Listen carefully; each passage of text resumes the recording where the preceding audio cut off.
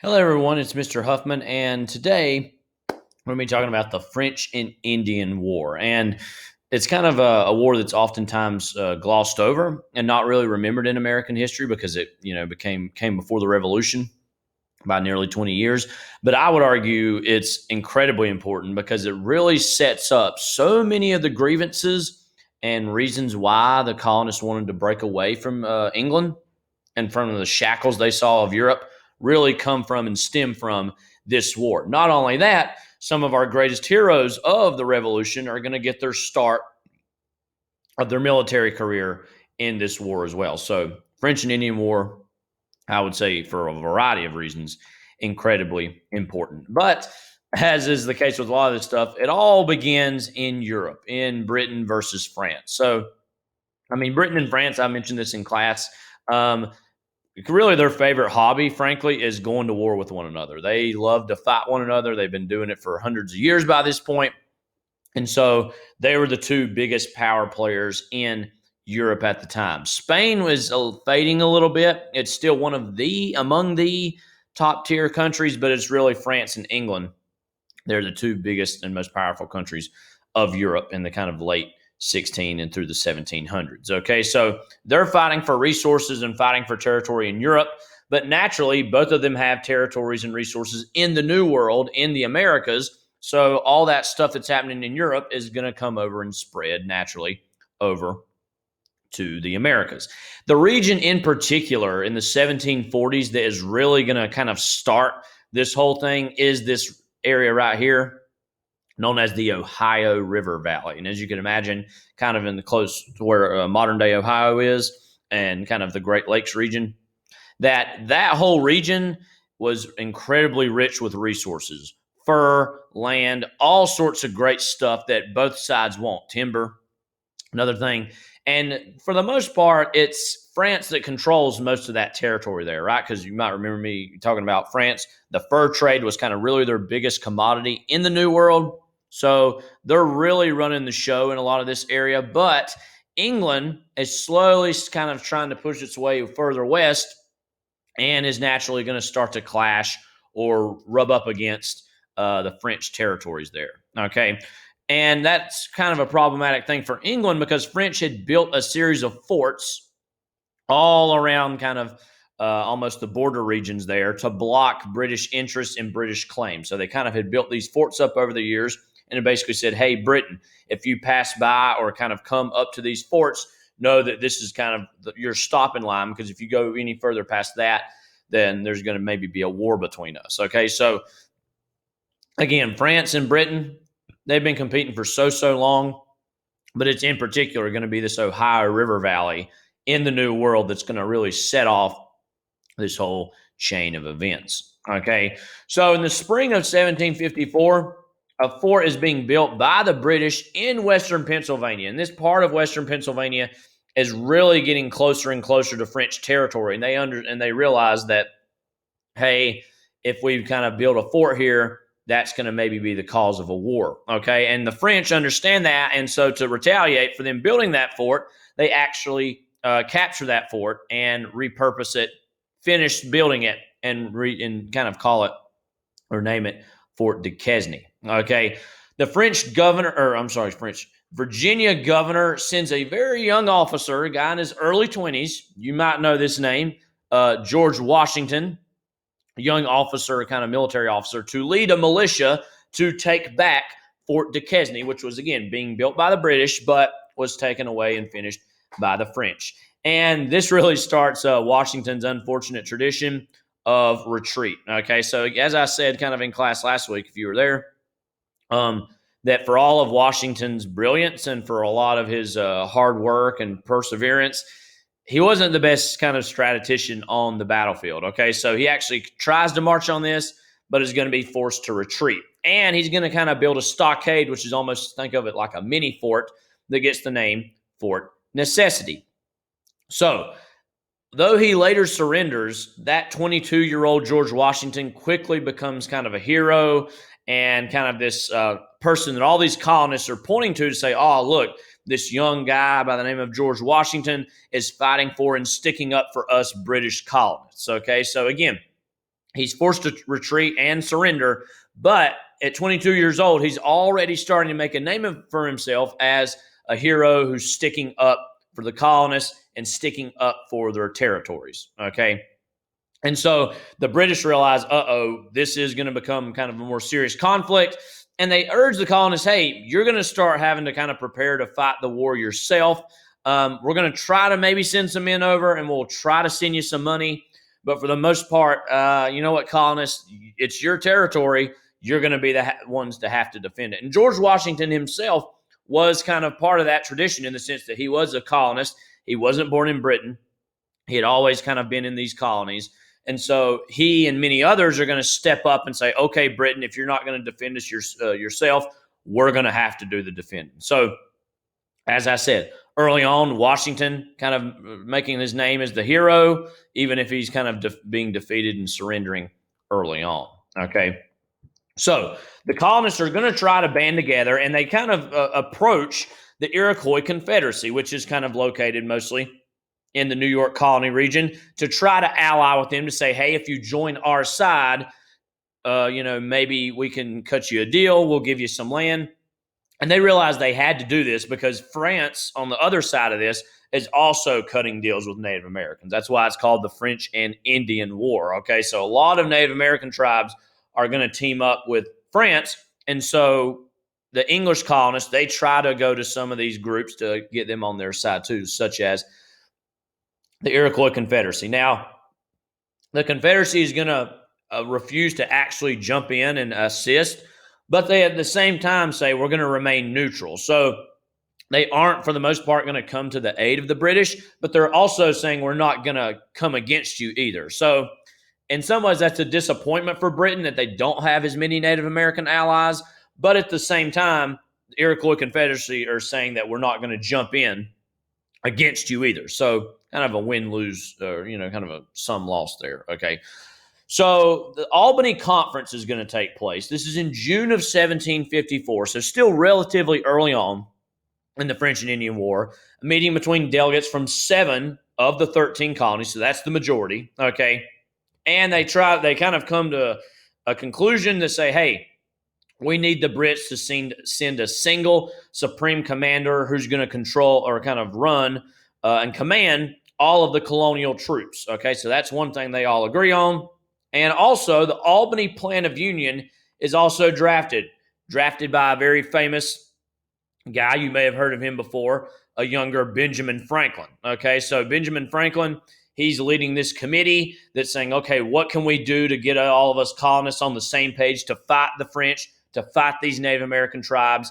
And so Franklin proposes this Albany Plan of Union, which is pushing for a united colonial federal government. So he's saying, listen, us colonists need to come together, need to unite if we're going to have any chance of defeating the French and defeating the Native Americans. Okay, so that's going to not ultimately take place. There is no colonial large-scale government created, but it is going to start making people in these colonies start to feel, you know what? We need to all pull in this together. We need to all kind of come together and fight the common enemy, which is the French, which is the Native Americans. So again, that Albany Plan of Union isn't enacted. There is no colonial federal government that's established, but it gets people to start the wheels turning, right? And as it turns out, they are going to be able to defeat the French and Indians without really kind of giving way into this Albany Plan of Union. But it, again, in a healthy way, starts the thinking process of, you know what, maybe we all are part of a larger identity. Maybe we're not just a North Carolinian or a Virginian or a Macedonian, right? That actually maybe we can come together in the long run. Okay, so that is kind of a long-term success, even if initially it's not fully kind of drafted, right? So General William Braddock, he's going to be the British general who arrives with 1,400 troops, and he says, listen, I understand that this Washington guy is a young star in the colonies. I'm going to choose him to serve as my aide. And Braddock, Washington, and then those 1,400 men with Braddock, along with some kind of militiamen that Washington had, said, you know what, we're going to march on Fort Duquesne and try to take that back. Unfortunately, their unit is going to be ambushed by French and Native American forces and Braddock and many of those under him are unfortunately going to be killed. So, in the eyes of the colonists, hey, William Braddock was going to come and save the day, and now he's being killed. So, this really worries some colonists that, hey, the British aren't even really, we thought they were going to be this military might, this great military power, and they're already letting us down. As you can imagine, though, Washington steps up yet again to save the day. So Washington is able to rally the troops and organize a retreat. So again, this is kind of part of that larger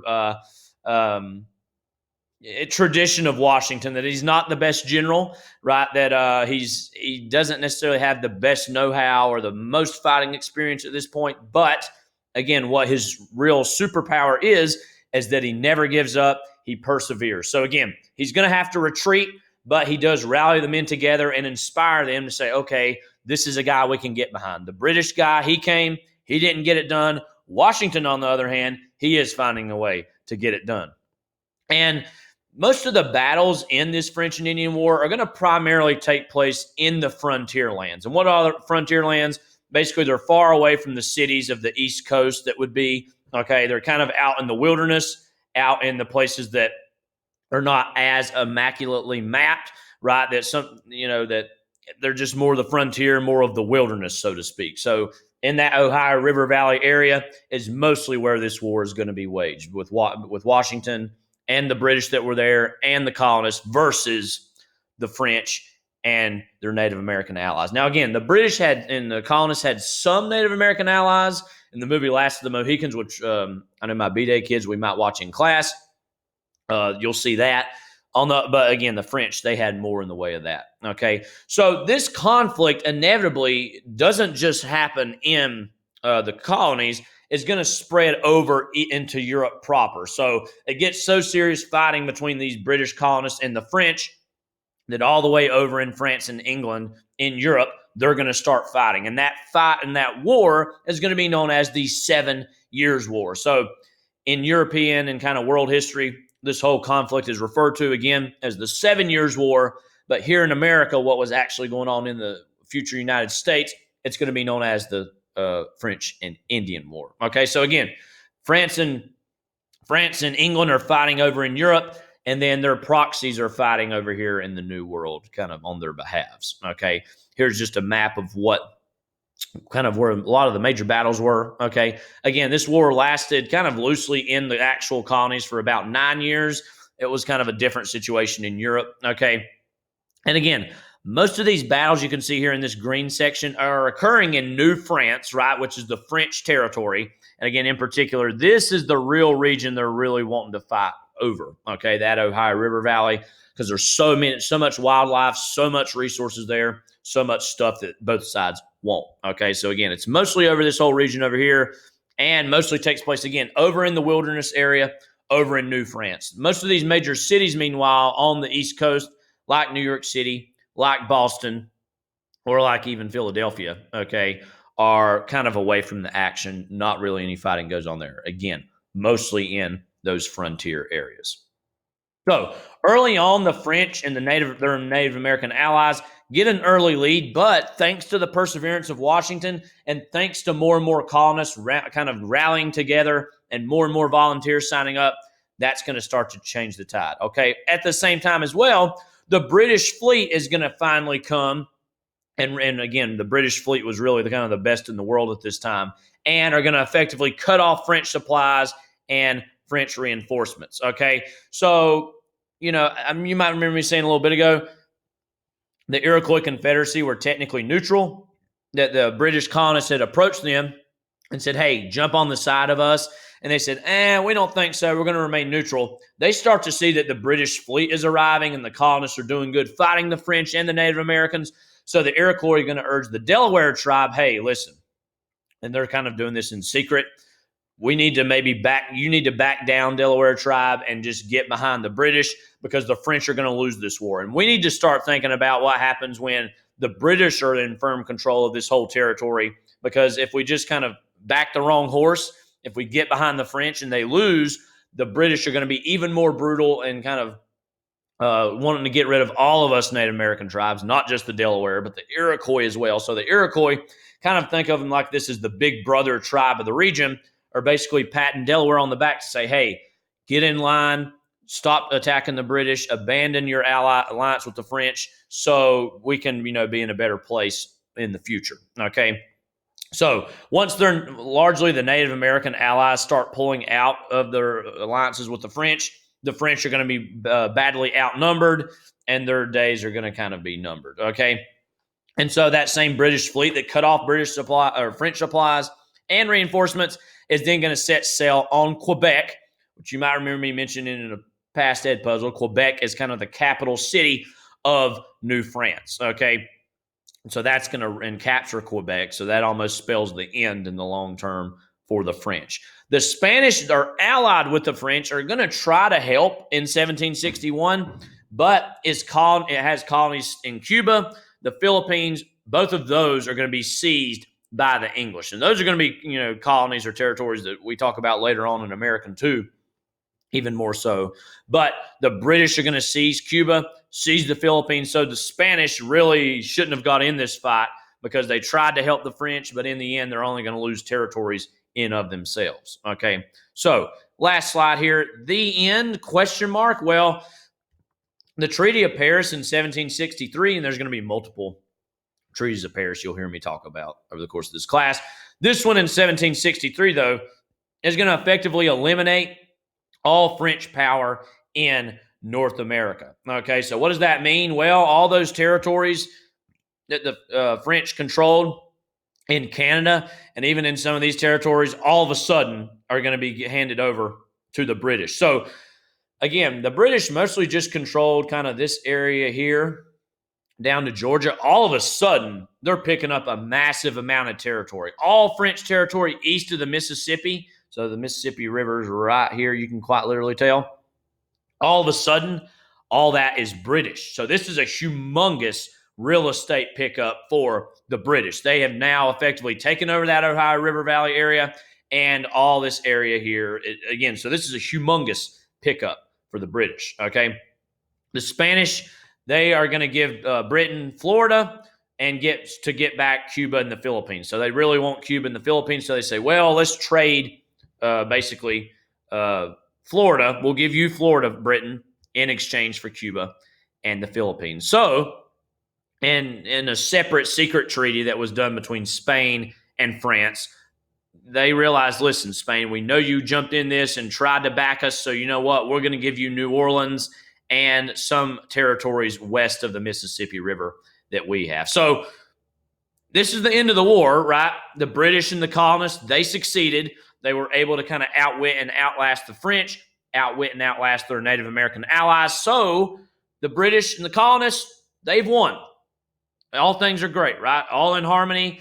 Actually, no, because the British, they're going to say, listen, we gave all this money to fight this war effort. Yeah, sure, you colonists, you fought it actually, but we gave you a lot of money. Now we're deeply in debt. You know what? We're going to have to maybe invoke some new taxes and find a way for you to help pay for this war. These colonists are like, hey, wait a minute. We actually fought the war. Why should we have to pay these taxes? If anything, you should have helped us out more, and we're only helping you, Britain, so what gives? So the legacies of this war in the kind of 1760s and 1770s are going to very directly play themselves out in the form of more and more resentment by these British colonists who are saying, hey, wait a minute, we actually fought the war, and you're sticking us with this massive bill. That's not cool. That's not fair. Okay, so the massive debt that Britain had fighting this war and funding this war is going to be something the colonists are going to have to pay for. And again, they're thinking, why should we have to pay for it when we were the ones who actually fought it? Okay, so again, all that resentment, all that bitterness is going to start to build and build and build, and finally, eventually, soon, reach a breaking point. Okay, so that's it for today. This is Mr. Huffman signing off for you. And as always, if you have any questions, feel free to holler, feel free to reach out, and take care.